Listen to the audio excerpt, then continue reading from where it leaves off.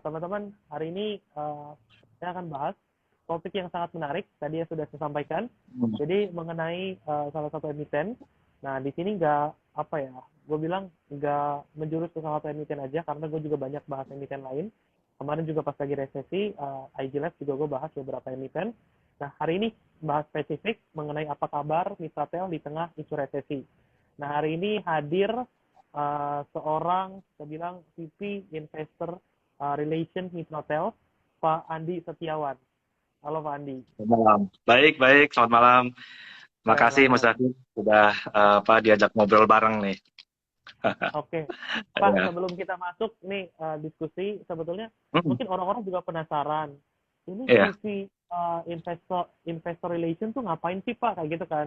Siapa tahu teman-teman Oh, di oke. sini tertarik untuk Iya, jadi apa kayak iya, iya. Bapak gitu, sukses Bapak gitu, gimana tuh? Oke, oke, baik, baik. Terima kasih Mas David. Jadi, investor relations ini biasanya fungsi ya Ya, dalam sebuah perusahaan yang sudah TBK ya, yang sudah go public begitu. Di mana perusahaan TBK kan dimiliki oleh banyak investor gitu ya. Salah ya, satu katakanlah kewajiban atau bagian dari governance perusahaan memberikan update kepada investor gitu mengenai kinerjanya, mengenai prospeknya gitu.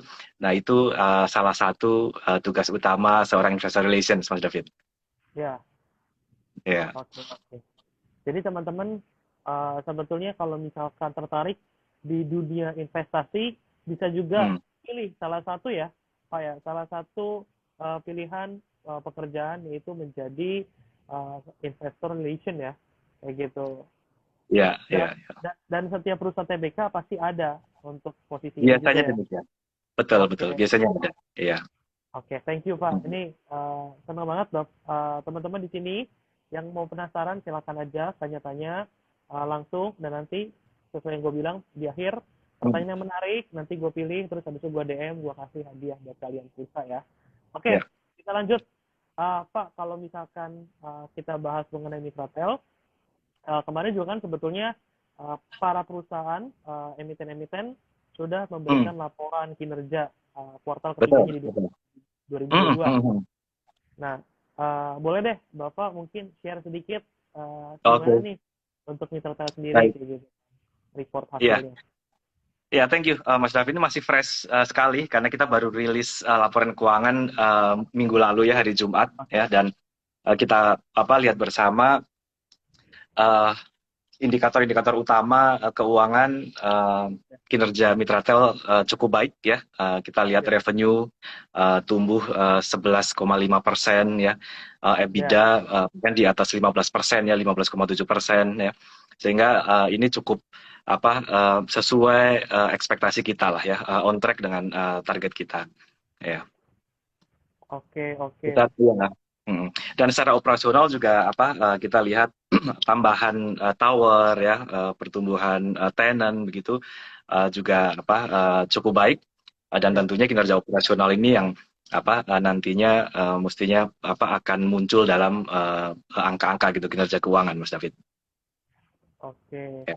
Berarti kalau kalau misalkan kita lihat ada kenaikan yang cukup signifikan ya Pak ya kalau untuk Mitra Tel sendiri ya Pak ya. Ya, revenue kita tumbuh 11,5% di 9 bulan pertama tahun ini ya.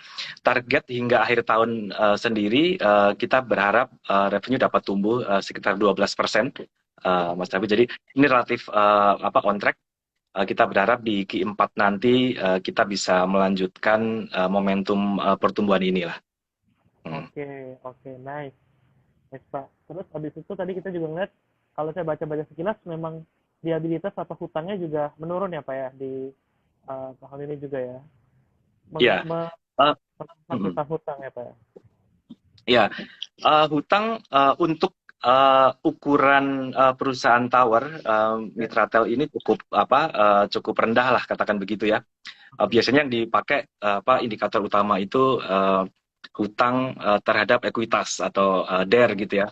DER Mitratel ini relatif rendah, kurang dari setengah, 0,4 kali ya.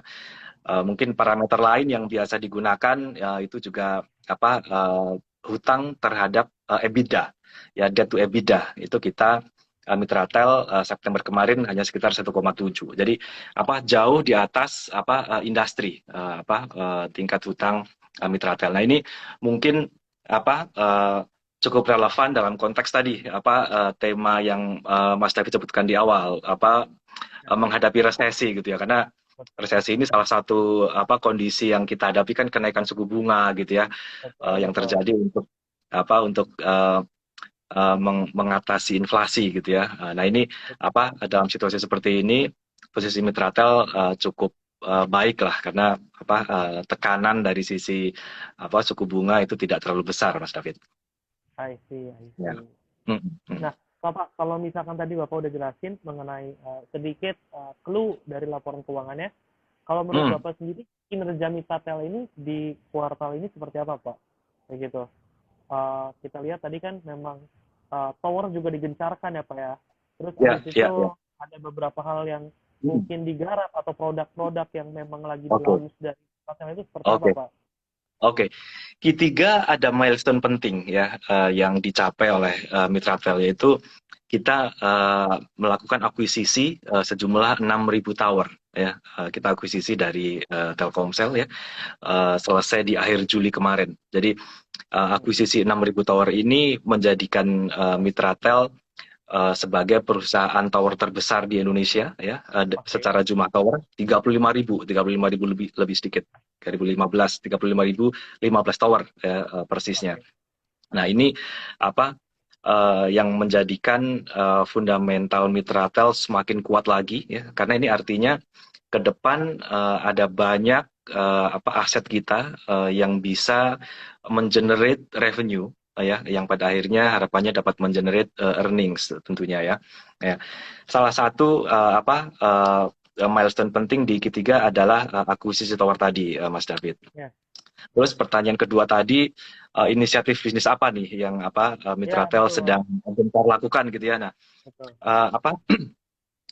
Mitratel dalam memberikan layanan ini saat ini bukan hanya fokus pada penyediaan tower, tapi lebih dari itu kita juga menyediakan connectivity-nya. Nah, sejak awal tahun ini kita mulai membangun fiber optik yang Oke, keberadaannya semakin penting nih.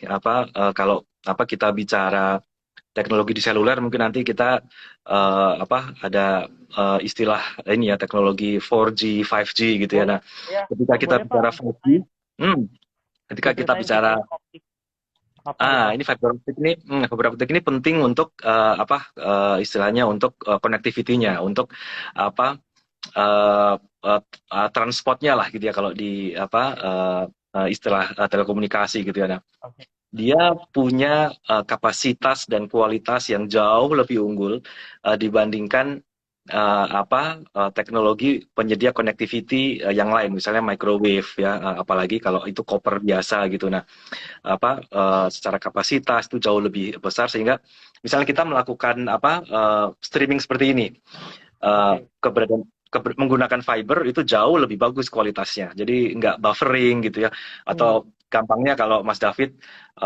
streaming di YouTube gitu, itu kan ya, perlu kualitas connectivity yang baik. Nah, fiber ini mensupport itu.